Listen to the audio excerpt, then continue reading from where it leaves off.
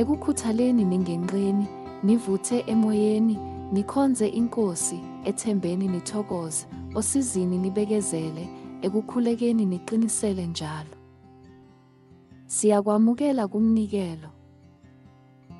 KwabaseRoma isahluko se-12 ivesi le-12, umpostoli uPawulu usinika inkomba elula kodwa ejulile yokuphila ngokukholwa kwethu kuzo zonke izimo. Usikhuthaza ukuba sijabule ethembeni, sibekezele osizini, futhi sithembeke emthandazweni. Le miyalo emithathu isisiza ukuba silondoloze impilo engokomzwelo nengokomoya, ikakhulukazi ezikhathini ezinzima. Okokuqala, uPawulu usibizela ukuba sijabule ethembeni. Ithemba lethu njengamaKristu alisekelwe ezimweni zasemhlabeni kodwa ezithembisweni zikaNkulunkulu.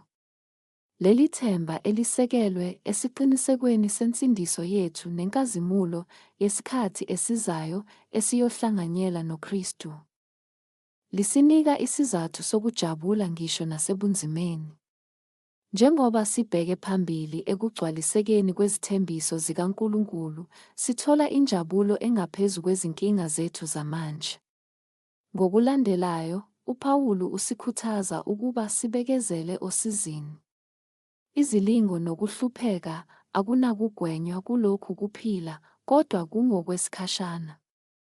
Ukubekezela kwethu ekuhluphekeni kubonisa ukuthembela kwethu ebukhosini bukaNkulunkulu nasenkazimulweni yaphakade esilindele. Ngisho nalapho ubunzima bokuhlupheka bubuhlungu, siyazi ukuthi busenzela okuthile okukhulu. Ekugcineni, uPawulu usinxusa ukuba sethembeke emthandazweni.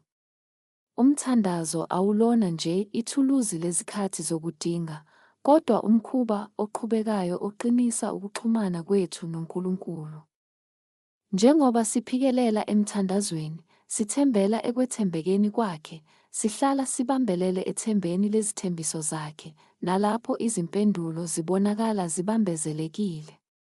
Le mikhuba emithathu, ukuthokoza, ukulinda, nokuthandaza, iyisisekelo sempilo ephilwa ethembeni likaKristu. Zisigcina sigxile kokuphakade ngenkathi sizulazula ezinseleleni zalo mhlaba.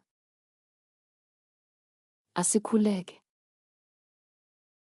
Nkosi, siyabonga ngethemba esinalo kuwe. Sisize ukuba sijabule kulelo themba, sibekezele lapho sivivinywa futhi sihlale sithembekile emthandazweni. Qinisa izinhliziyo zethu njengoba sikulindele, sithemba ukuthi uyasebenza ezimpilweni zethu. Egameni likaJesu, amen.